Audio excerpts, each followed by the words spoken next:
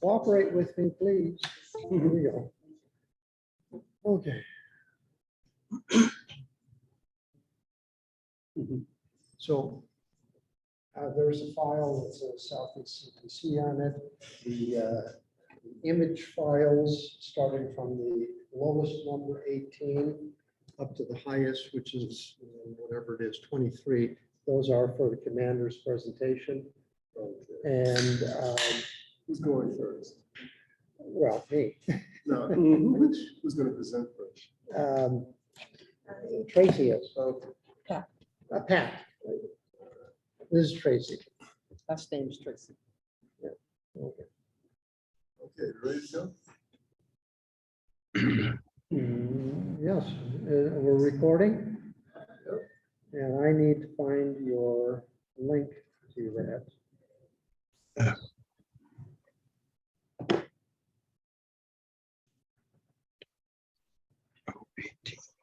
Yeah, you can.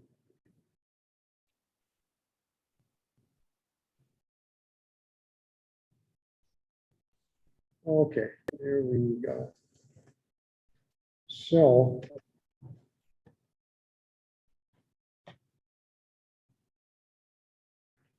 Oh, look at that, Jose. All right.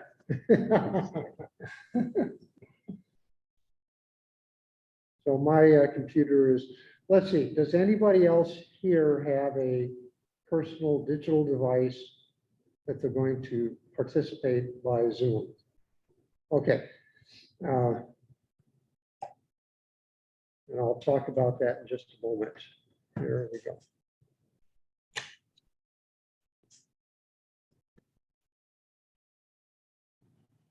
Am I here? Recording in progress. Okay, then.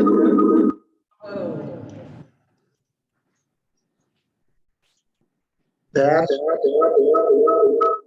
Mute. yes. So we'll talk about those ground rules in just a moment. I guess I should show up at 5:15. Anyway, so we are here at the Cesar Chavez Community Center for the Southeast CPC monthly meeting. Can everybody hear me? Can anybody hear me? Yes. You can. I can hear you. Okay, so we're convening a meeting called to order at what time is it?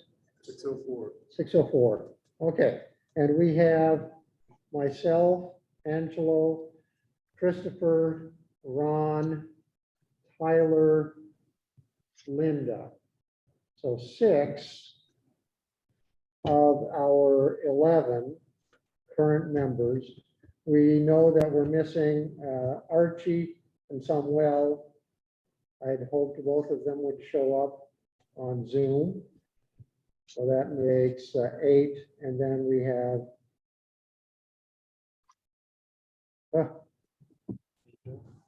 Angel, Susie, and Rohan. Rohan's a new member. So that would make account for our 11. So we have, what do they say, 6 current members right now, and that is a quorum. We have a quorum. Hey, Yay. Okay, so call to order, we have a quorum. And I need to find my copy. Can somebody hand me a copy of that? So, oh, here, never mind, I've got it. Okay, so we're going to start with council members. Let's start. And Linda, I'm going to want you, community, anybody who's speaking to the Zoom attendance, sit right there. That's our community member place to introduce yourself. So until we have any additional members show up from the community who want to speak, ask questions, you can sit there. So go ahead and introduce yourself. I'm Linda Cloushy. I've lived in the Southeast area for Oh, just a minute. Uh, Go ahead. The volume's a little low, but go ahead. Go ahead, Linda. Okay, I'm Linda Clauschi. I've lived in the southeast area for about 45 years, actually. My husband grew up in the southeast area.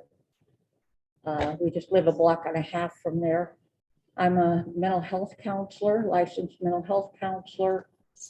Have worked with individuals with developmental disabilities, with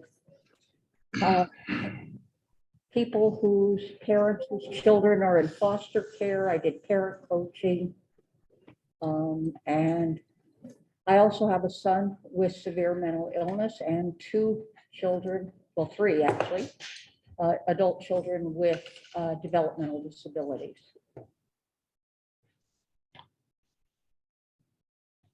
And Linda is one of our newest current CPC members out of the 11. I guess she doesn't want the seat of honor over here. You just want your purse. Yeah. Okay, how about Tyler? Yeah, speak to the mic, to I'm, the owl. I'm Tyler Richter. I'm a new member on the CPC. I'm the president of the D7 Neighborhood Coalition of Neighborhood Associations. I'm the president of my neighborhood, the Pueblo Alto neighborhood at San Mateo and Lomas. And I decided to do this to see what else I could do to help crime in my community. Everybody able to hear okay? Yep. Okay, Ron, why don't you go ahead? Okay. My name's Ron Hobgewachs. I've been a longtime member of the Community Policing Council. Believe it or not, the Southeast area, community policing area extends into the Northeast. Well, damn, how did that happen? If you look at our boundaries, you can go onto the website and you'll see that the Southeast area goes and includes parts of Nob Hill, goes all the way over to the freeway. And so I'm a part of the Southeast area Community Policing Council and living in the Northeast. I've been a longtime member of the Policing Council, and I believe this is something that we really need to do. And I encourage all new members, whenever you see someone, talk to them a little bit about the Policing Council, because you'd be amazed how many people in Albuquerque don't know there even exists such a thing as policing councils. So anyway, there's my story.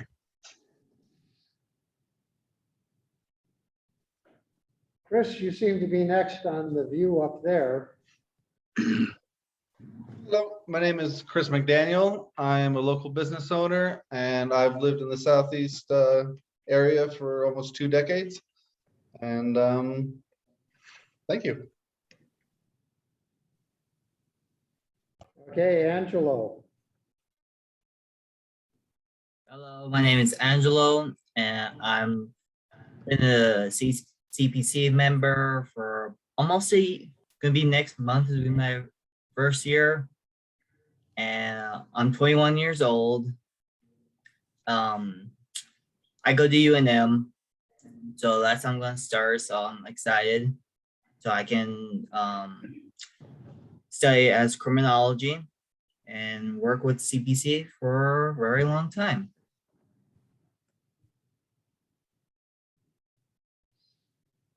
I guess at this point, the only person left to speak is me, Mike Kruchoski, serving currently as the chair in the Southeast, and this is my 6th year. I'm looking forward to stepping aside for new blood. And I'm going to share something from Mike Settle, who is formerly of the Valley Command CPC, and he used an old military phrase, ear to the ground, boots to the ground. And that's sort of what's been on my mind today. Um, I don't work with a lot of organizations. I work individually on the street, and my focus has been homeless people. And Facebook reminded me 2 days ago about an incident, but 2 years ago, I saved a homeless woman at 9:30 at night in the park. A year ago, at 3 o'clock in the morning, I didn't save a homeless man. He eventually died down in Central. And then a month ago, I saved a homeless man from suicide by train. He was going to throw himself in front of the rail runner. He was just so despondent. And I want to thank, and I don't know if you've gotten in touch with him, I want to thank Officer Alvarado, who was very diligent in calling back with me when I hung up on 911, because I didn't need to wait to talk to 911. I needed to talk to rail runner, rail security. And so I did that, and Officer Alvarado called back, and I want to say I'm just so thankful that he did that. He was very diligent, called back 4 times to get all the information that he needed to get that man help, and hopefully he is on the road to recovery. So I think that it's important that our CPC members reflect the diversity of our community, not only in terms of age, socioeconomics, et cetera, skin color, ethnicity, so on and so forth, but of experiences and values. And we need to maintain our embrace of those 4 C's of the CPCs: communication, cooperation, collaboration, and consensus building, so that we can make some progress in our community in safety and prosperity for everybody.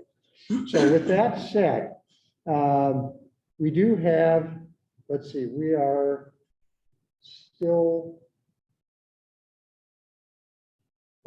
we are still waiting for Archie and Samuel. Rohan, Susie, and Angel both all got in touch with me this morning or yesterday and said, I've got something that came up. I can't be here present tonight, but we do have a quorum. So we've introduced the council members. We have the 3 new council members, Linda right here, Tyler, and Rohan, and we are improving our diversity of representation. So you saw earlier that I made a mistake. I had my audio on, I had my speaker on. We got the feedback. We'll be more diligent about that in the future. And those of you who might be out there in the community, I see 16 participants, 11 attendees by virtual. If you are joining us by Zoom, all you have to do to get a voice, to be on video, and to be get your audio enabled, just raise your hand and let Kelly know, and he will bring you in as a quote panelist. Other than that, let's be cordial to one another, open to hearing diverse perspectives and values. Let's see here. We have an agenda. We do have a quorum to vote in case we need to do so. The one thing that I'm going to ask the current CPC, present CPC members, were you able to take a look at the revised minutes that I posted online? Yep. So 1, 2, 3. How about Angelo, Chris, Ron, were you able to take a look at that? Okay, I see. I see your hand. So the one change to that is I only have 3 of the 7 past due minutes. But Susie did give some valuable feedback and basically agreed that we could vote to approve those 3 October, January, and June minutes. And then I will complete revisions of the other remaining 4, which will be February, March, April, May. And we'll do that sometime in a closed meeting before the next monthly meeting. So with that, that one minor revision modification, are there any questions or comments about the agenda as it's written, other than that slight change?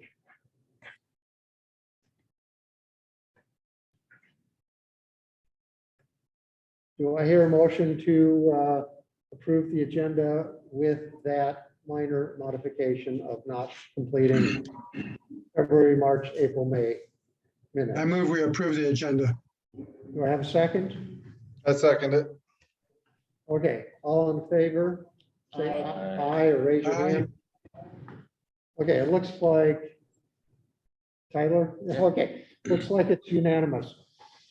So let's start right now at, looks like about 18 after the hour, which is about what I expected.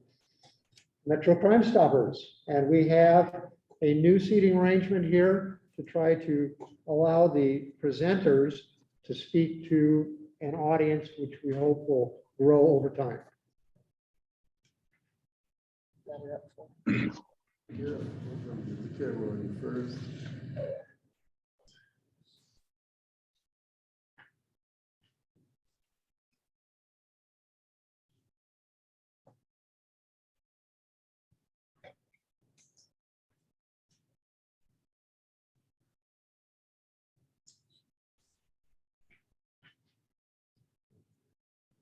Pat, while you're waiting for a second, let's put that discussion about the October, January, and June meetings off to the end of the meeting during the public comment. I'll work through it very quickly. The revisions that Susie suggested seem very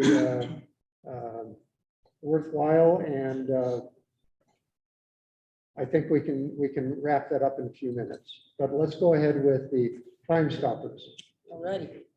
First of all, let me introduce myself. My name is Pat Tracy. I am the chairman of the Albuquerque Metro Crime Stoppers. And I want to thank you all for having me here to speak tonight about who we are, what we do, what questions you may have. First of all, let's talk about what is Crime Stoppers. We're a nonprofit 501c3 organization. We solicit anonymous, and that's very important, anonymous tips about crimes and criminals, okay? We pay cash rewards for $2,500 for homicides, up to $2,500, and up to $1,000 for tips for other crimes and criminals to be brought to justice. We currently serve Bernalillo, Sandoval, Valencia, Torrance counties, and just like recently, just like right now, we just brought on Rio Arriba. So we are not just Albuquerque. We are more central New Mexico, you might say. Our mission statement basically is Albuquerque Metro Crime Stoppers is a central New Mexico nonprofit organization that makes our community safe by partnering with law enforcement and the media to solicit and reward anonymous tips that prevent, stop, and solve crime.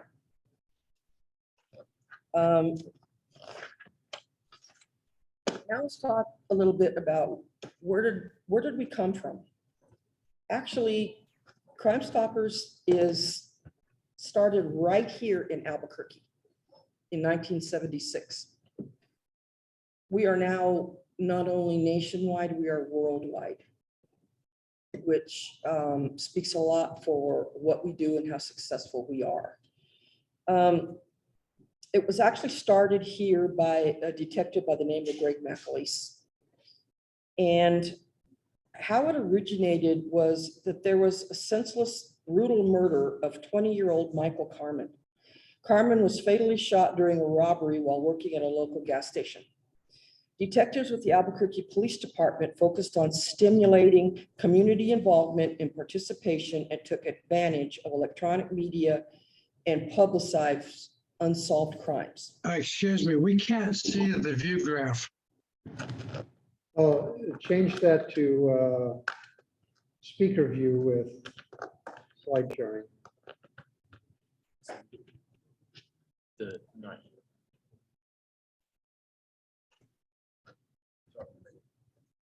Yeah, Kelly.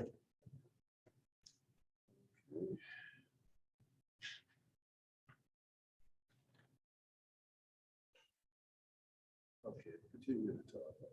Okay. So within just a few hours after back then they did recreations of the crime, because they didn't have the lapel cameras and everything. So they did recreations, and they did a recreation on Channel 7, KOAT, and detectives received a phone call from an individual who recalled hearing a loud bang and saw a car driving away from the gas station. Within 72 hours, detectives arrested 2 men and charged them with the murder of Carmen and a string of armed robberies. So that's pretty much how it began. The facts are this, very, very important. Tipsters always remain anonymous. Crime Stoppers is a worldwide program. Crime costs Americans more than $300 billion each year. Crime Stoppers has helped law enforcement remove more than 800,000 criminals from our streets. Crime Stoppers has helped law enforcement clear more than 1 million cases and seized nearly 3 billion in drugs. Crime Stoppers is a supportive arm of neighborhoods, businesses, schools, and law enforcement. Crime Stoppers is a nonprofit organization that relies on donations and fundraising to fund the program. Okay. What's interesting, we were at a conference back in October, and what we found out is that only about 30% of tip money is picked up, which indicates that it's not the money, but the anonymous that works. People want to do the right thing. They don't necessarily want the money, but remaining anonymous is what is most important to them.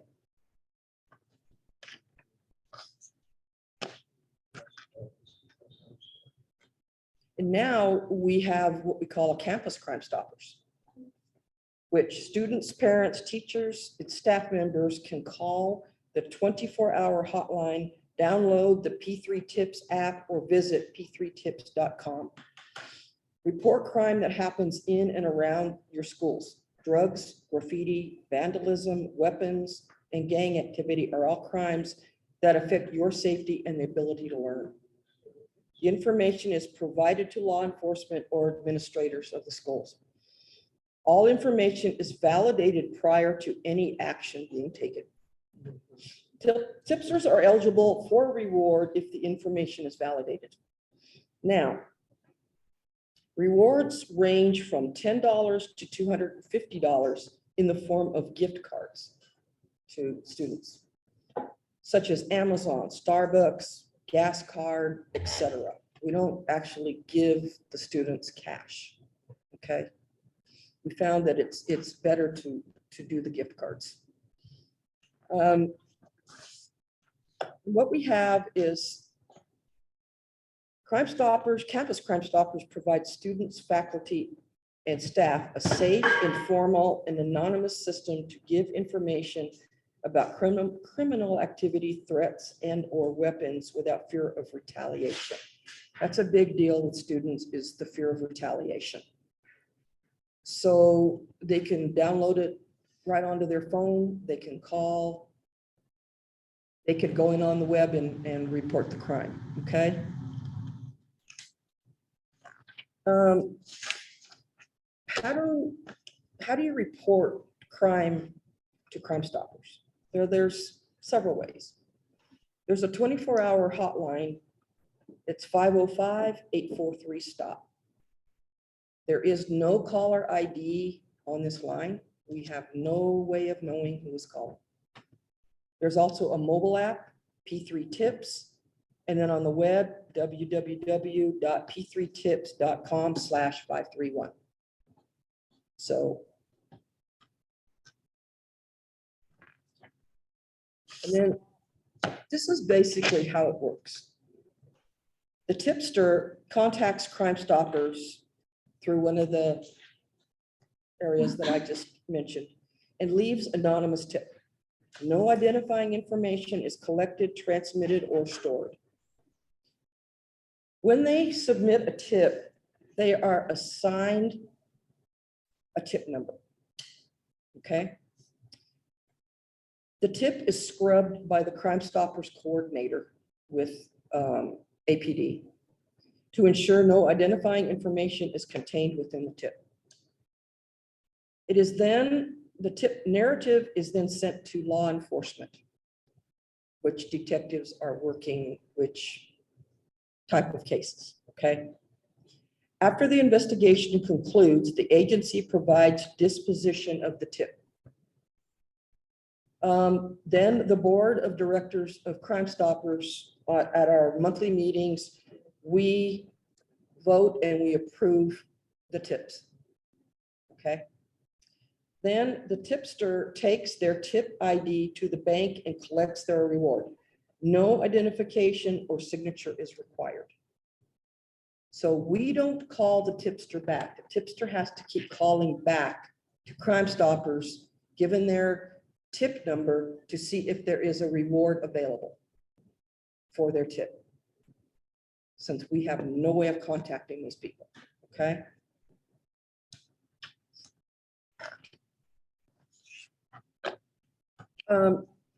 We did have a case not that long ago of school vandalism. And it was actually in 2018. It was at, I believe it was El Dorado High School. And it was, it says, the APS Police Department needs assistance in trying to identify these individuals who shot and damaged several cameras at El Dorado High School during the evening of November 21st, 2018, then shot out and damaged approximately 27 windows at Oñate Elementary School the evening of the 26th. And they got surveillance from the schools, and it was made available to the media. And they actually did get a tipster advised the suspects involved were seen, certain address, Albuquerque, wearing the same clothes they had on the night of these incidents. Tipster advised they were also standing near a vehicle that matched the description of the vehicle that was seen. And the tipster advised the vehicle is possibly a Camry, blah, blah, blah. Tipster advised this is all the information they had at the time. Well, it worked. These two teens were arrested and charged with these crimes. So this is proof that it does work. And this is just when we started doing Campus Crime Stoppers. So it's been successful. Mainly with Campus Crime Stoppers, what we're seeing right now is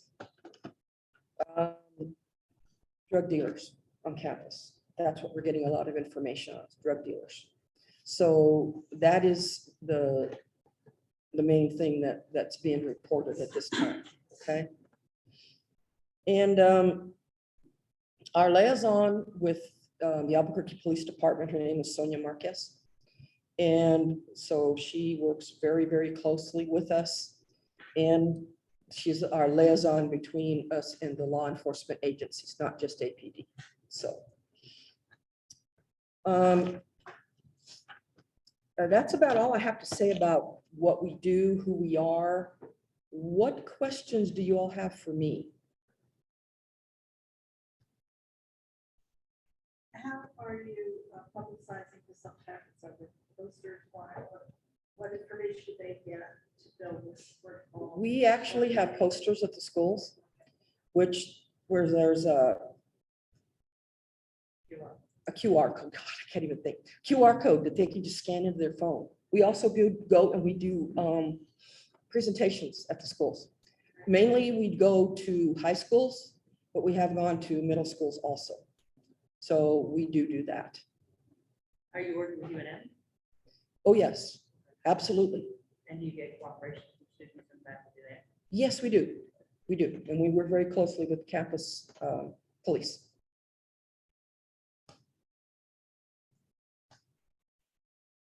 So I recall that somewhere, and maybe touched on it, but if you say that you made a tip that was useful, then you jeopardize your reward. Is that No. true or not? No, If you violate your own anonymity, well, we won't, yes, absolutely. We only do anonymous tips, only. So even if they did identify themselves on the tip, that will not go to law enforcement. That is scrubbed. So, and even after the fact, that, um, you know, there's arrest that was made, and say, I made that tip. Is that- no, that doesn't work. You wouldn't be able to confirm or deny it. You have no idea. Nope. Here's. Oh, there you have it. We give them, all we know is we give them a tip number. Are tips taxable? They have a question. No, No, they're not. because it's under the reporting limit. No, they're not. All right.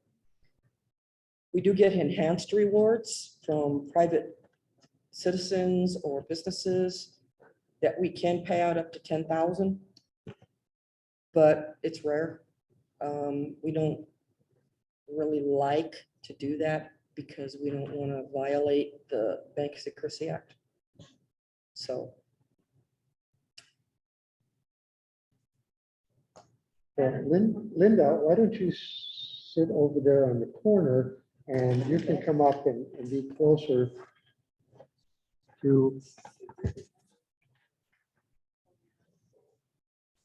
Yeah, this is our seat for public questions and comments, okay, because we get you closer to the microphone and the video. So ask the question, we'll sit back. Sure, if you don't want to keep talking. sit back Okay. down. I was just curious, since you've been active since 1976, what amount of contacts do you get for tips versus how many of them pan out? Or, I mean, because you have to have the manpower to do the research. it's hard to say. So is it really, really We accurate? average about 250 to 275 tips per month. And what actually gets payouts, maybe 5 to 10. But then again, like I said, only 30% of those are picked up. So So they're not doing it just for the reward. absolutely. And that is what we have been so thrilled about. People are wanting to do the right thing. I could tell you from the law enforcement perspective, I mean, we've had burglary cases, robbery cases, where a lot of times, if the forensic evidence isn't there, such as DNA or fingerprints, but there is surveillance images, Crime Stoppers is a great partner to use to put that out there, and we've been very successful in solving a lot of these like felony property crime. Just recently, homicide was at $1,000 within the last 6 months because of the homicide rate here. We upped it to $2,500. So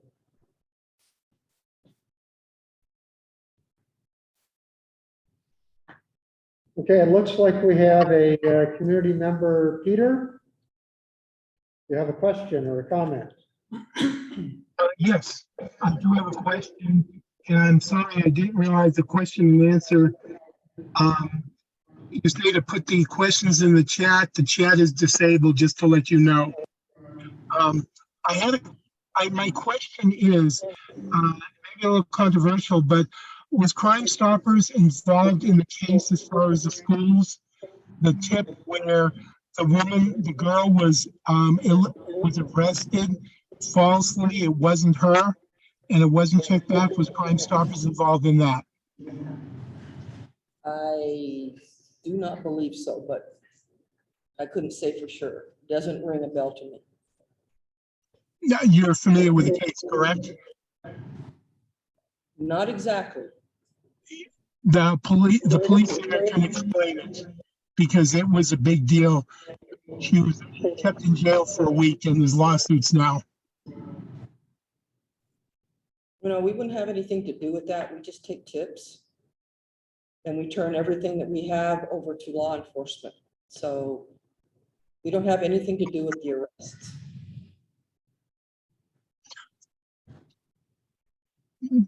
I guess, thank you.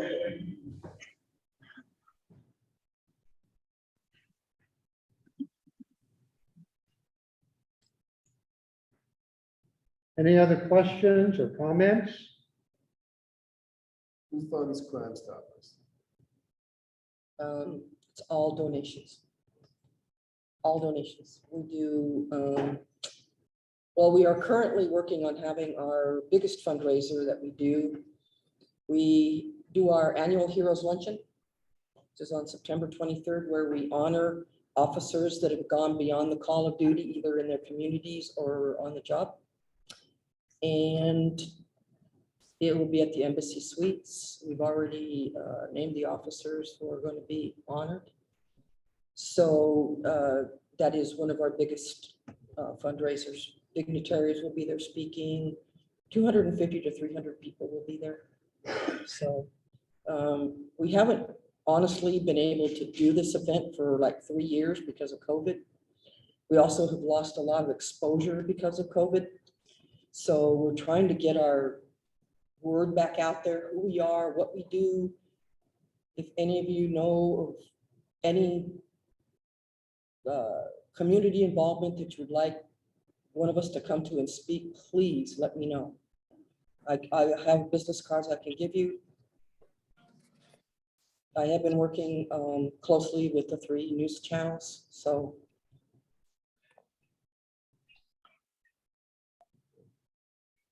Actually wants to know how many McGruffs nationwide are there? I'm not exactly sure. I would say, well, I can tell you that at the conference last October, there were 500 people there. So. Do we have any more questions? No comments? Shall we press on then to Commander Languit? So, good evening, everyone. Since we do have new members, I'll just do a quick intro on myself. My name is Luke Languit. I joined the Albuquerque Police Department in 2007, so I've been on about 15 years. As a patrol officer, I was assigned the Southeast Graveyard. I worked at Southeast Graveyard. And then I went into investigations where I worked general investigations in the Southeast Area Command. I chose to go the undercover route, so I spent the majority of my time working as a undercover detective, and then I was promoted to sergeant. I went back to narcotics. I worked the Central Narcotics Unit and the Vice Unit. Then as a lieutenant, I decided to kind of expand my horizons. I went to the tactical section where I was the SWAT lieutenant. So I had command over the SWAT team, K9 unit, the bomb squad, and our crisis negotiators. In 2019, I was promoted to commander, where I assumed command over the property crimes division and the violence intervention program. And then I transferred to the special investigations division. And then last October, when Commander Johnny Yada, who was the previous Southeast Area Commander, retired, I was very fortunate and blessed that the Chief Medina allowed me to come here. I look at it as this is where I started and this is where I'll get to finish my career. So I'm blessed in that sense. I'll let Jose, he's our crime prevention specialist, kind of introduce himself, and then I'll let Jose get into our monthly crime report. All right. Hello, everyone. I'm Jose Briones. I'm the Southeast Area Command Crime Prevention Specialist. And for some people that don't know me, for the new members, I was an APD police officer for 30 years. I did a variety of, from detective to school cop to bike unit. I did quite a bit of stuff. And then now, what I do now is crime prevention for the Southeast Area Command. Thanks. What I'm going to go over now is for the CPC stats for the month of June. The first thing I'm going to. So Kelly, you're going to do the screen sharing. And just for your information, if Kelly's not able to configure it as screen share with speaker view, you can select that yourself in the upper right-hand corner where it says view. You click on that, and then you'll get options to show gallery, side by side, etc. I'll have to go to the screen share here a second. Okay, and you click on view, and you can have side by side, gallery, and on the left-hand side, you'll see the slide that Kelly's brought up. And on the right-hand side, you can see the speaker. And you can see just the speaker, or you can see all of the participants who are panelists. Okay, go ahead. Okay. The first category here is the crimes against persons. We have aggravated assault and battery. There was 115. Criminal sexual penetration, 6. Family offenses, 197. On here it says 0 for homicide.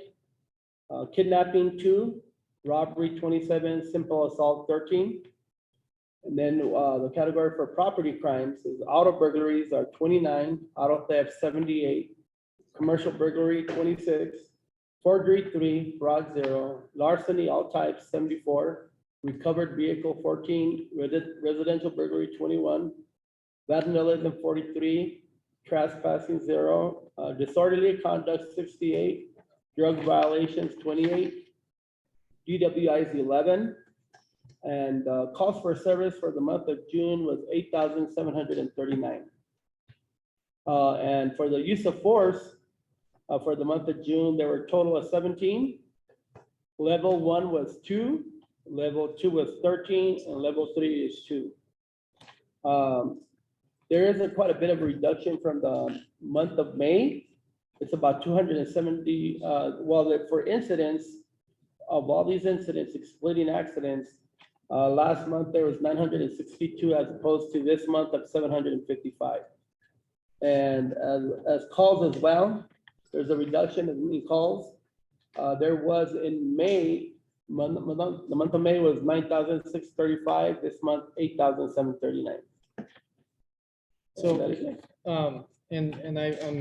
we always like to provide the numbers, and I will tell you, I usually look at it in 2 categories, our violent crime categories and our property crime categories.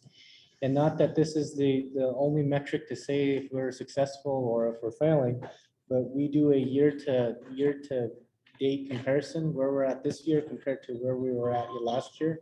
And I will tell you, all of our crime categories on the violent crime side and property crime side are trending downwards. So if you compare this date to last year's date, we're down in every single category except for robbery.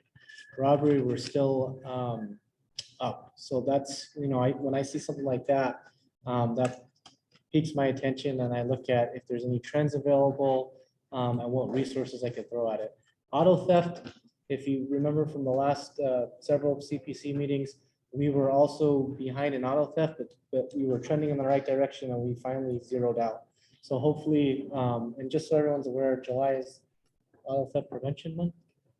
If you go on to our website, there is some information on some good auto theft prevention information that you guys can take advantage of. So, but more than just giving you guys the numbers that quantitative, look at where our crime is, I would also like to take this opportunity to just talk about what's been brought to my attention and what, having talked with members of the Southeast community, what they're actually seeing and feeling in the community. So what I am seeing is shootings, specifically in the ID, the International District. For a period there in May into June, our shootings had picked up to where I was having a shooting every night. We quickly put an operation together. We adjusted some schedules. We brought in some additional resources, and the shootings went down. Unfortunately, they picked up again, so I had to make some permanent changes in place just to address these shootings. So that's my biggest issue that I was really focused on, because it's the biggest violent crime. You have shooting with injuries and shooting homicides, right? But what I will tell you is what's come to my attention. I can't put an exact number to it, but what I seem to be hearing more and more is the encampment issues.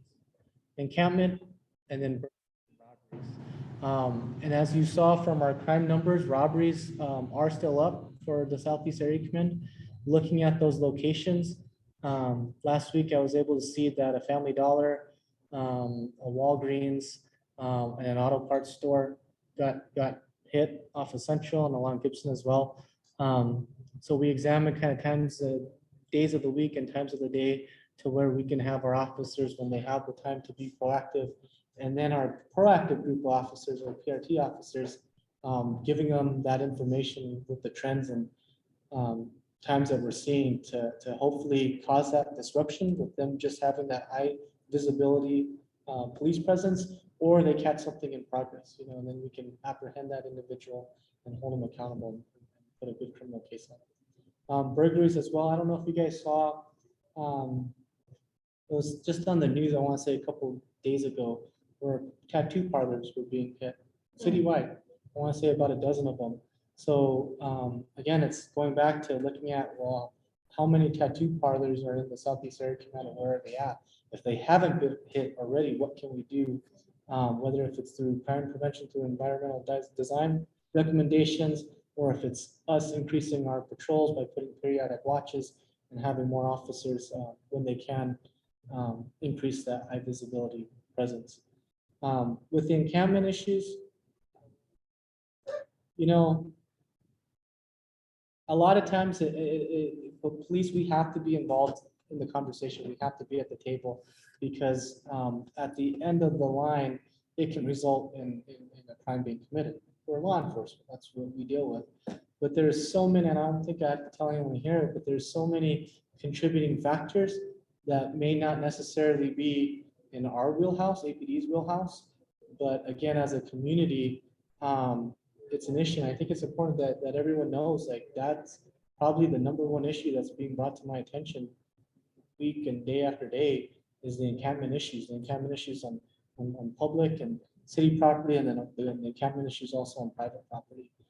Which if I do, I think, I don't know where Mike went. Okay, I think I'm good on time, so I'd like to just give a quick synopsis on what that protocol or process is for the city. It's not just APD. APD is one department that has a hand in it, but basically we have an encampment task force, which is comprised of the planning department, the new community safety ACS department, solid waste, and then also APD and also Parks and Rec. We meet regularly 2-3 times a week, where every time a citizen calls in a 311 giving those encampment locations, they put them on a spreadsheet.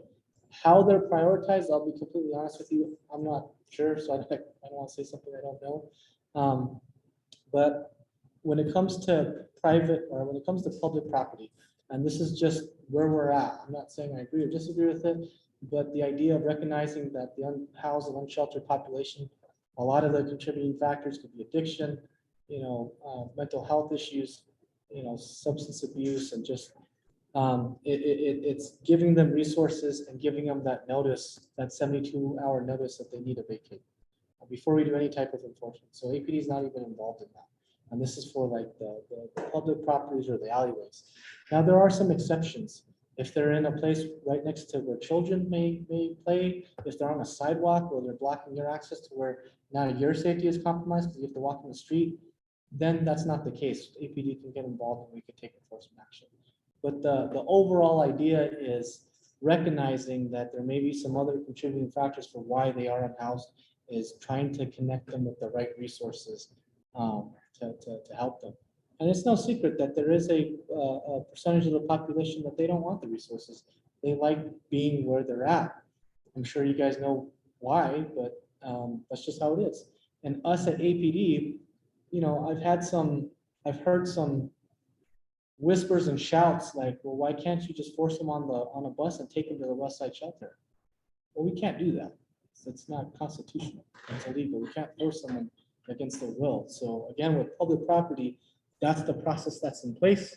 If you think it could be better, or if you think we could be doing things different as a city, not just APD, for this process, please, I'll take your feedback, and you know, I talk with these department directors more than once a week. I'll definitely take that back.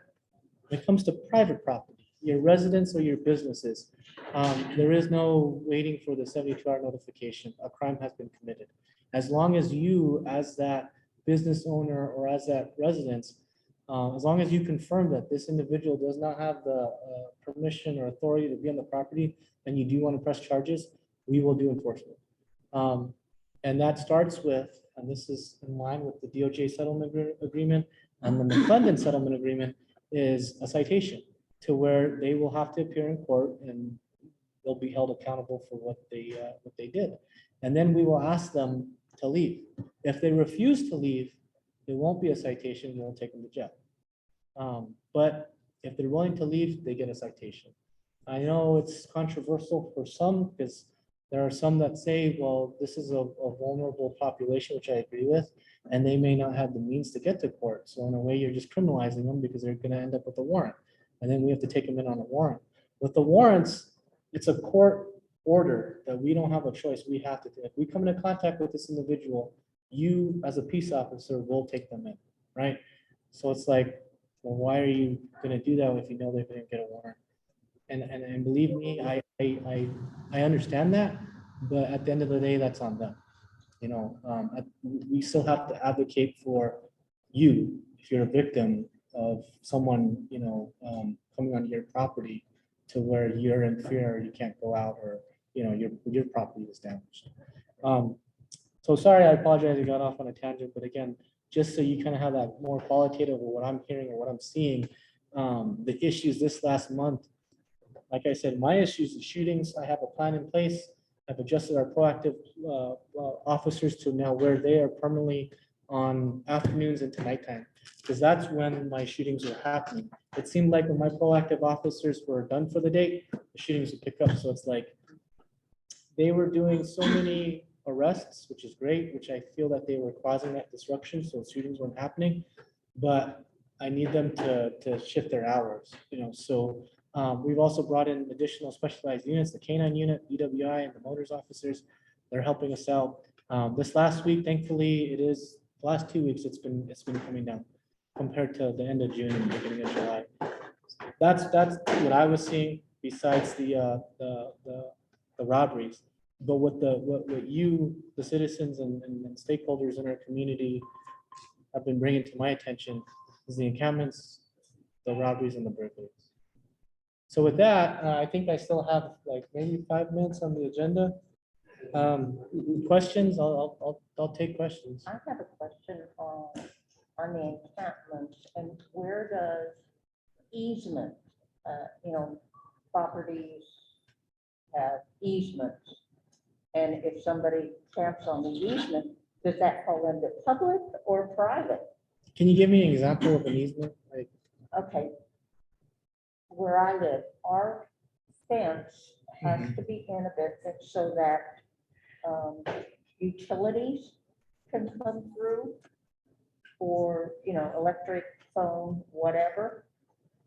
And say somebody is there in that area. It's kind of considered our property, but it's. is it your property? A utility easement is not the same as a public right of way. Thank you. Yeah, I wasn't sure what, yeah, it's not, it's just for utility. Right. It's your property. But it's your property. Yeah, as long We're taxed as on long it. as you confirm with the officers that, like, yes, this is this is my property. And we've established that lawful objective, and the officers will ask, like, do you want to press charges? Then we can take enforcement action. Okay. Yes. Thank you. And let me say this real quick too. When it comes to your residences, you don't need to have criminal trespass notifications on your houses. Like, that's not gonna look very appealing, right? Your businesses, we do recommend that, especially criminal trespass notification signs that actually have the city ordinances or the state statutes listing for criminal trespass or no loitering. Because then that really does strengthen the probable cause or the case when it gets to the court system, where we could say, like, yes, this individual should have had notice. They had notice that they should not have been here. They violated that. But for your residents, no, you don't need a criminal trespass sign. All you need to do, verify with us, is like, this is my property and they're not supposed to be here. It's not an issue for me, but I know it Right, is for others. right. So I have 3 questions. Do I have to sit in the chair for this? Maybe, I don't know if they could hear you. I don't know Yeah, how. just speak loud. So my first question was, do individual property owner security systems help you? Yes, yes. And I pushed this out before. I know, like, years ago, the cost of cameras, HD cameras, they're very expensive. These days, there's a lot of different type of HD cameras that are very affordable, like Ring and other ones, where if we can get those images, they definitely do help. And an example that I gave, or that was an example that I looked into, is even with the misdemeanor crime of like trespassing, where it's like, wait a second, officer, and when the officers arrive on scene, if that individual is not on the property, there's a difference between misdemeanor crimes committed in the presence of the officer and not in the presence of the officer.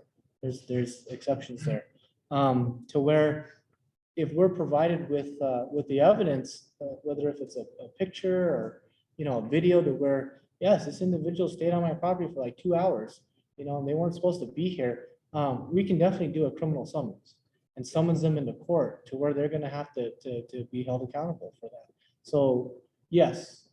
And I'm asking because would that still hold if I was out of town? So if I'm out of state and I see that there's somebody on my property, I call my neighbors, they call the police. I'm not at the property, but I can talk to you over the phone and say, I've Yes. seen, okay. Yeah, and we right. can verify that you are the owner, Right. and you do, and we establish that lawful objective, absolutely. Perfect. And then the next question was that spreadsheet you all look at twice a week, who creates that spreadsheet? So, 311, so Oh. any encampment issues, please call it into 311. And then again, it's not through, I don't think it's a city person Uh-huh. that they put them on the spreadsheet and they're divvied up between, each department. We all have our specific role in it, so But that's not with 311, you think somebody else at the city? that puts it on the spreadsheet. Yeah. Yeah, I think it's someone with solid waste. Yeah, it is. And I did, and this was, and I think you were there when we were talking earlier last week. They're just to get data for like your neighborhood. I talked to a IPRA supervisor in the IPRA unit. They're based out of Plaza del Sol. You can go online to the city's website and you can ask for data from 311 or from 911 or 242 cops to see how many encampment calls are happening on my street, and IPRA will provide that. IPRA. And, have you encountered encampments where individuals have weapons? Yes.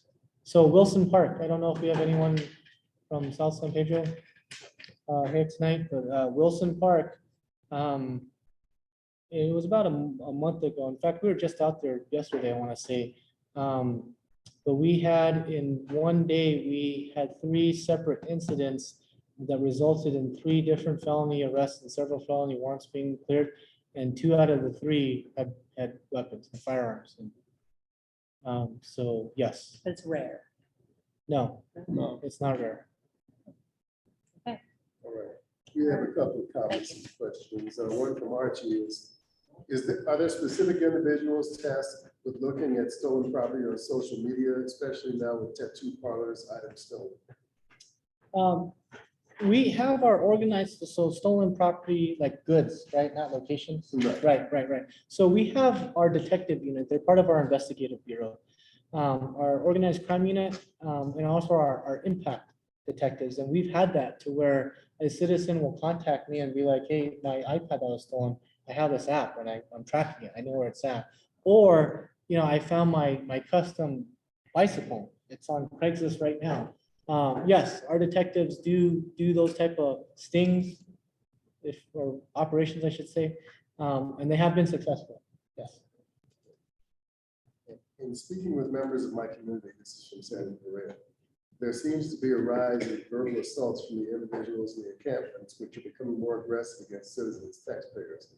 What should we do aside from walking around with our own self-defense tools, just to go to the grocery store, for example?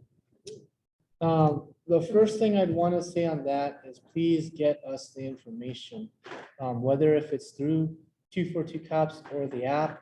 If it's more along the lines of like, hey, this individual's kind of like, I'm in fear, whatever they're saying is causing me to be in fear. To me, that's more 242 Cops or the APD app.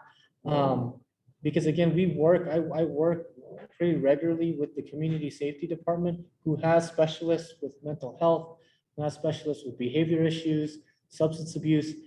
So we know those locations, if they frequent those locations, so we can try to get the experts out there that can possibly persuade them or, get them the help that they need. So I would say that one, and then two, please don't engage to where you may get hurt. Like that's the last thing that we would want. And a lot of times, to answer your last question, you seem kind of surprised because you asked, is it rare that they're carrying weapons? No, it's not rare. The majority of them do carry weapons.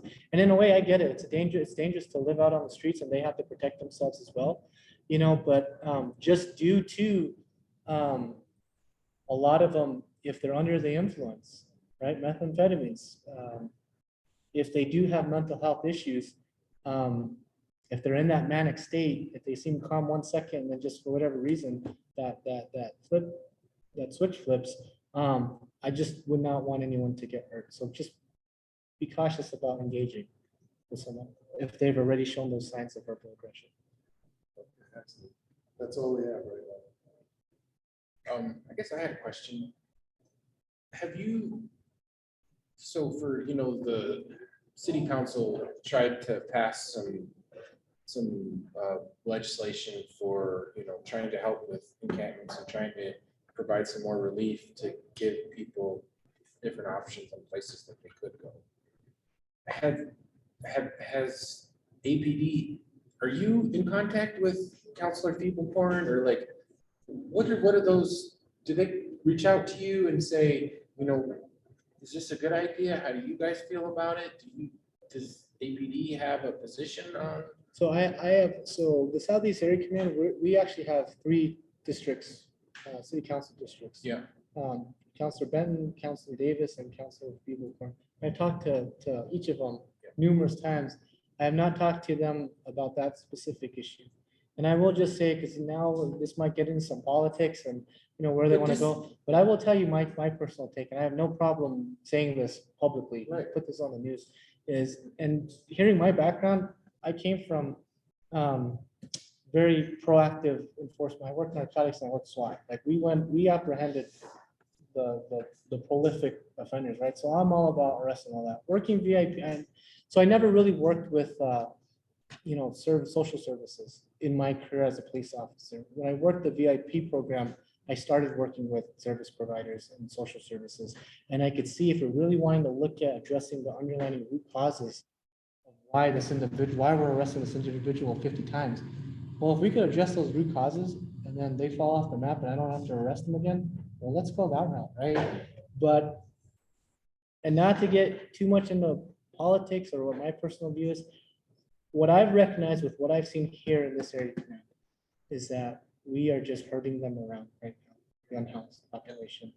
And you look at the controversy around the Gibson Health Hub, and there's going to be criteria there where I believe they're only starting off with 50 females at first. What they want to do with the open safe space acts and stuff like that. I truly believe that the administration recognizes that we as a city do not have the capacity currently as it is, and they are taking the steps to fix this. But what everyone needs to realize is this is not an overnight fix. It's going to take years and years for it to be sustainable, right? But remember, like I said earlier, there is a percentage of this population that they don't want to go to the West Side Shelter. They have open beds. You look at what happened with tiny home villages, where they have such rules in place about you can't use narcotics. Well, if I'm a narcotics user, I don't want to go there because I'm not going to be able to use it. And because of my addiction, I have to use it, right? That's why the West Side Shelter beds are open. So there's a portion of this population that they don't want the help. So that's why I think it's important to have several different, it's just my opinion, several different avenues, places that can provide these services and understand and work with them where they're at. You know what I mean? So the entire population has a place to stay. But in my opinion, again, I'm not speaking for the administration or the department, it's gonna take a while. It's not gonna be overnight. But you as citizens, it's like, okay, I get that, but I don't, this guy is on my property and I'm scared. You know what I mean? So we still have to have our response as a police department to enforce those laws. Criminal trespass, you know, public nuisance, loitering. But again, it's in and out, and you're hurting them. Yeah, so it can be frustrating, but I think not just the administration, but you, the community as well. I think everyone's kind of recognized, like, we have to do something. You know what I mean? We have to do something. Sure, every plan, it's not gonna be perfect. There's gonna be pros and cons to everything. We gotta do something. So I think as a city, as a community, we finally opened our eyes to that. When I worked this area command as a detective back in 2009 or 10, when I was a detective, I always saw the unhoused population standing on the corners. But I never saw a tent. Yeah. You know, and now we see where we're at. So I hope that answers your question. No, I A lot of mean, it's just my opinion. no, I know, but it's important, and I think there was a lot of political back and forth, and it's just hard to see people ignore what we see on the ground. Right, right. And we do have to have different options. We have to meet people where they're at. It's been Right. proven time and time Right. again. Right, I agree. And we're trying to put our head in the sand about it. So Yes, sir.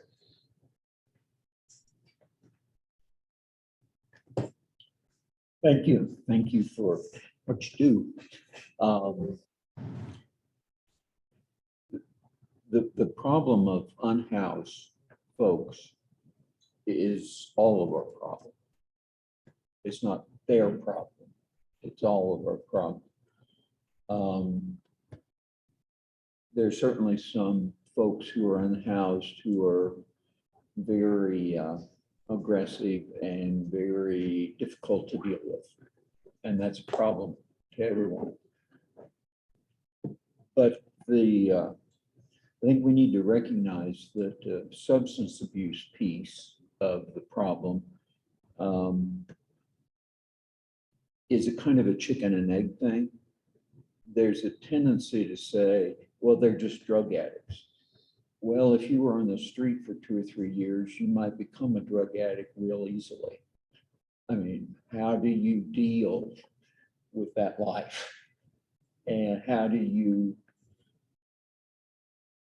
so there's a circular sort of thing at work there. Are the drugs cause the homelessness, or does the homelessness cause people to turn to drugs? Well, it's both and, it's not either or. The other thing I want to kind of put on people's minds is that the city did some research a couple of years ago. And if by a magic wand, everybody in Albuquerque who is unhoused were given the resources to rent, half of those people at least would still be unhoused because there's not enough places. It isn't always lack of money. The recent city council act to prohibit income discrimination on rental will help, because we've had a lot of major renters who would not take vouchers. And so if you're unhoused and can't afford the going rate on housing, and then even if you get a voucher from the city to supplement your income to be housed, and then the landlords still won't take you. So it's an extremely complex problem. And the quicker everyone in the city recognizes that it's everybody's problem and that poverty is not a crime, it's going to be very difficult to take the kind of steps that you were alluding to, which I appreciate what you've said there. It's very difficult to get any of those that progress made until the general public begins to recognize that it's not just a bunch of crazy drug addicts. It's poor people, and there's not enough housing for them. Even if they had money, there's not enough housing for them. And that's something we've all got to grapple with. I would Thank you for agree. Thank listening. you. Thank you. Yeah, I would think there's probably about a good 10 different, I won't say contributing factors, but would really need to be invested in if you want it to be sustainable. I had one last comment, but I wanted to save it for the end of questions. I don't know how we're at time. Do you have a question? Just quick. So I understand that if we're willing to press charges that you can arrest, but how many of these people have identification or ability for you to even, they often, the ones that were at my property the last 2 weeks were so delusional that they didn't even know what their names were. And so what happens in those cases where you're taking, in one case, they took the person to the, in an ambulance to the hospital. And the other place, they finally crawled off the property after 2.5 hours. But how do you handle when you can't even identify the individuals because they don't even know who they are, and I doubt that they're carrying IDs? It doesn't happen. One question. It doesn't happen a lot, but we have booked people in as John Doe and Jane Doe, and then once the detention center will ID them, but we have an ID unit, and it doesn't happen. We're able to ID it.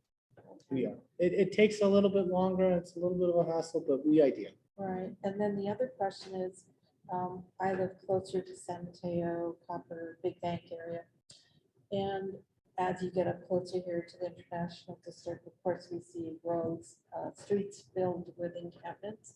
So do you see a difference of, have all those neighbors and businesses just stopped calling in and saying, please move them along?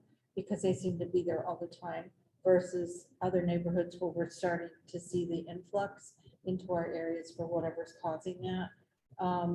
But we are moving them around. So are there neighborhoods that are just saying, okay, we get it, this is going to be the street for them, and they all know that, so they're not going to be pushed along. Is that happening? No, we still get the referrals. You know, it was Ed Romero Terrace right there at Tennessee and Yes. Tennessee and Central, in between Central and Zuni. There's tents lined up Sure. the entire block, and even though we've cleaned them out and they've come back, we will still get, hey, they're back, and it's just and we'll go out. Right. You know? Well, I landed up with about 4 or 5 Right. for a few weeks. Right. That was unusual. Big ones, lots of trash and everything, but and they were behaving where I wasn't feeling very safe in my own home, but then you see the onesies, twosies setting up, and then another one sets up and so forth. But I feel like we continue to saturate your lines with these calls, right? Please help us, or someone passed out of my yard or acting out of my yard. But the reality is, if we can figure out a solution for that, then you can go take care of the shootings and the Right, drug felonies, right. right? So finding a solution that helps us all get to a better place so that you're not saturated so much with the call, and we're not feeling what to call all the time. I will tell you, and I just heard this today, ACS, the Community Safety Division, who has the specialists that work with vulnerable populations, they posted a ton of positions online. They are hiring, they need people, they're funded now. So I'm hoping as they expand their capacity, it will make a difference. And they're doubling their capacity. And just to point out, there's an encampment team that's part of solid waste, where they already know about the really big camps like the Tennessee and Texas. And every Wednesday they go and they clean them out and they displace them, of course, but then they come back. But they already know, because like Commander was saying, the militaries, they call all the time, and I feel bad for them, but you know, you can only do so much. You go, you clean it, but that doesn't involve officers. Sometimes we have to have an officer there just to make sure that nobody gets out of hand, and then clean it. It's like that every week. So the big camps are cleaned every week. Can I say one more thing? Okay, before sorry. you close? And I apologize, this might stir the pot here, I might offend some people. I think this is a great conversation, because these are issues like you said, sir. This affects all of us. This affects community. Whether if it's the neighborhood associations feeding into the district coalition meetings, and you work with the city councilors to affect that change or get them your ideas for an issue that affects everyone in the community, every department. I think that's my opinion. I think that's the more appropriate route. I would really like to get, I look at the slideshow that Kelly provided me, like what's the purpose of the CPC?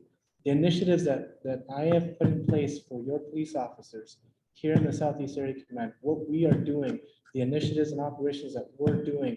I would like feedback for that. I would like recommendations for that. I have not received that from the Southeast CPC. That's what I'm hoping for, that we stay in this lane to provide me to look at my policies, APD's policies, our process, like the process I just explained, APD's role in this. Give me that, please. If we could do something better, I want to do it better. I want to hear your guys' ideas. Sorry, it's just I had to voice that. Thank you. The Council of Chairs has a concept of community working groups. And those have languished for the past year just because we're all stretched thin. But if you are passionate about trying to solve this problem and you're willing to hear out dumb ideas, we are planning. I'm in touch with Brad Day, who is expecting to start 3 safe open spaces. He's got his applications in and he's working with nonprofits. I've reached out to some city leaders, former city leaders. I've reached out to some business development types that I'm very familiar with, and we want to put into action, a group that will address these and identify the goals that we want. My goals are a safe and prosperous community for everybody. But we all have different perspectives. So identify the goals that we want, the problems that we see, the impediments to solving those, potential solutions, and then do the business development kind of analysis that says, well, what do we need in order to put this into place? How much is it going to cost? What is the return on investment? How do we know that we're succeeding or failing? Having metrics in place and then come up with a recommendation and an action plan, a draft action plan saying, this is what you need to do. This is how much it will cost. These are the resources that are required, and put that into action. If you call me or email me or text me, I will get you in touch and we'll try to put together those kind of collaborative groups to hear out all the perspectives and address all of the issues and different approaches and give that kind of feedback, not only to the commander in the southeast, but to the city at large. Well, and it sounds like there's a lot of important issues that the council, the mayor, the whoever, you know what I mean, not APD needs to hear. They need to hear from the ideas and the solutions that you guys have. And I say this because we have new members here now. I'd like you guys to look at APD's policies, APD's response, our initiatives in that policing. And I understand, I mean, part of community policing is, even though an issue may not be a police problem, the fact that it can end in crime, that's the end result. But that's why we have to have a table and we bring resources together. That's community policing. I agree with that. But I feel like I have not gotten any of those recommendations or any of that from the CPC. And that's what I really feel with the new members. I hope that we can do that for the remainder of this year.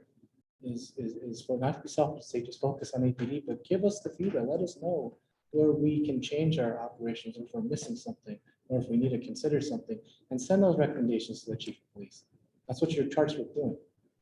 I have a perspective from I am the parent of an adult child with severe mental illness who has been not only has a legal guardian. Unfortunately, legal guardians have no say in anything, and that's what people don't understand, is that although somebody may have a legal guardian and that legal guardian is obligated to find that individual a place to live, that individual still has a right to not live there. And in my case, my son is currently sitting in jail. He's been declared incompetent. He has been declared dangerous. And at this point, the mental severity of his mental illness is such that he is also in the mental retardation range. And there just is not enough for in the mental health realm to any, you know, and he's dangerous, not only to us, but has almost killed a man up in Las Vegas. The man had to be life flighted here. He hurt somebody else, an elderly person in Las Cruces. Nobody will take him in at this point, none of the boarding homes. And that we don't have, one of the things is, we don't have facilities here for individuals with severe mental illness to even the state hospital, the Behavioral Health Institute. If they can't treat them to competency, they're saying, we won't take them. No. And so, you know, and they fit a kind of a thing like he was talking about. They're both dangerous individuals, but they're also both particularly vulnerable. Right. You know, I know that if things keep going, my son will not live to probably reach 40. And if I could, I don't want anyone to take away that I'm saying like we don't have time or we shouldn't talk about these issues. That right there though, that's something we have to talk about. But the issue with not having capacity to provide,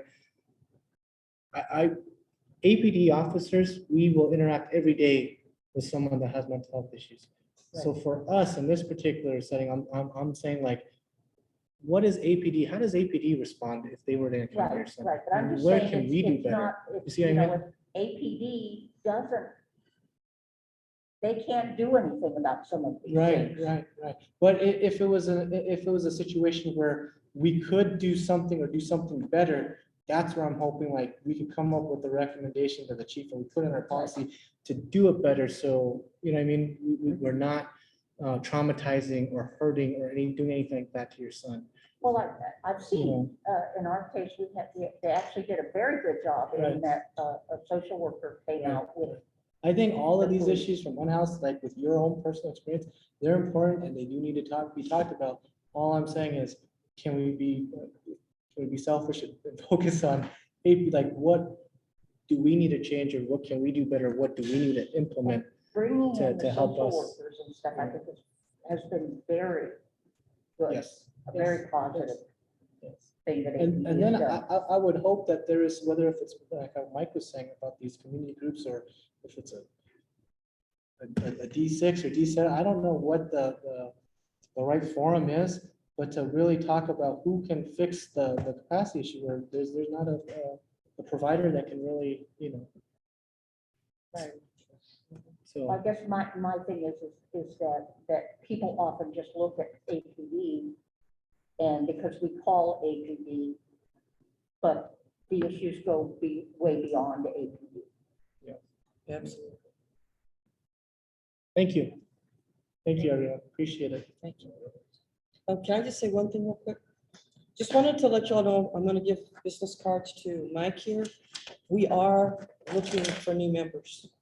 So if anyone you know of is interested, please have them call me. Okay? Everybody's got something.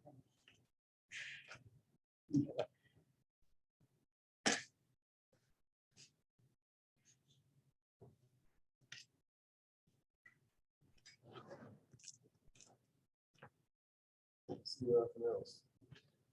So we have about, yeah, I'll try to do that, Archie. We have about 15, 20 minutes left before they come in to kick us out, turn off the lights on and off. And I thought that it's more important to have this discussion and have ample opportunity for community members to ask questions, express their opinions and suggestions and so forth ahead of official business. So we do have, can you pull up those? Actually, let's not bother looking at the screen share of the recommendations that Susie provided.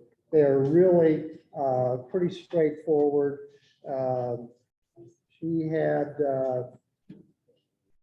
basically recommended striking a few phrases from the minutes. And let's go back to October. In paragraph 4, so CPC members, if you have those, all she did in paragraph 4 was strike the word however. This is easy enough. On the next paragraph, at the end of paragraph 5, she said, strike after Vision Zero meets once a month. She struck the phrase for crash reviews on severe injuries and fatal crashes that traffic units get called to. And then she also struck the last phrase in the second to last paragraph, others needed on the board. There are discussions. So these are very minor kinds of revisions. In paragraph 8, she struck the words all types of burglaries, residential, auto, commercial, and shoplifting. So these are pretty straightforward revisions. So if those of you who are here have looked at the October minutes and felt that they were okay and are okay with the revisions that Susie suggested, I would ask if there's move to accept them with those revisions. So Which makes, And that was, who's the second, Jeff? sure. Okay, all in favor? Aye. Aye. Christopher, raise your hand. Hands. Okay, so that one passes. Then the January. In paragraph 2, she struck the phrase living on the streets. In paragraph 3, people on the streets. In paragraph, and that was it. So if you looked at the January minutes that I provided and you are okay with those minor revisions that Susie provided, do I have a motion to approve those minutes? Just a question, Mike. Just a question, Mike. So once you crossed out living on the streets, could you read the whole sentence? Because I don't remember reading that part, or how do we describe it? I'm just kind of curious as to why it's getting scratched. Well, let me read the first sentence. Point in time survey of people living on the streets that are unhoused.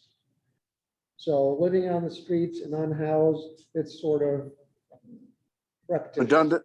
Okay. And on the second one, the same, the sentence read, service providers and people on the streets and our unhoused population. So people on the streets, unhoused population. Got it. All right. So I'll make a motion to approve. okay, all in favor? Aye. Aye. Okay, that's approved. So we're looking at the most recent, which was June. And in paragraph 4, she recommended striking the phrase in parentheses, Amir Chapel, a former Southeast CPC member, supported the commander. So she just struck the former CPC member, Southeast CPC member. That's one minor word changes in paragraph. Further in paragraph 4, she struck the word use of force statistics, which were, she struck were, which also compared to previous 3 months, struck the word then, he addressed questions. So it's really just striking a couple of words. And then in paragraph 5, Sandra Correa asked Commander Languit. She crossed out Languit, and I just added the word the commander. So really very minor. Why are we editorializing this? It's we'll talk about it more when we have a session between now and the next monthly meeting to talk about the other 4 monthly minutes that I've been sitting on. Okay. Okay. And we'll talk about what our formats and expectations are for future minutes. Okay. So if you're okay with those minor revisions to the June, do I hear a motion to approve them? So moved. Okay, and Angelo second. All in favor? Aye. Oppose. Okay, those are approved. So do we have any? Now I have to get on to, Mike, you didn't ask any oppose. oh, you know what? We're talking about the business card for Pat. Opposed to No. accept the minute. Was any nays to the minutes? I'm sorry, say again? He was asking if there was any opposed to accepting the minutes. Ah, well, I think I saw everybody approve it. No, I was opposed. I like the mention of Amir Chapel because he was a very valuable contributing member of the Southeast Command Area CPC. So I oppose not omitting his name, but that's my take on it. Thanks. Okay. Do we want to go back and reconsider that, or do we think that 1, 2, 3, 1, 2, 3, 4?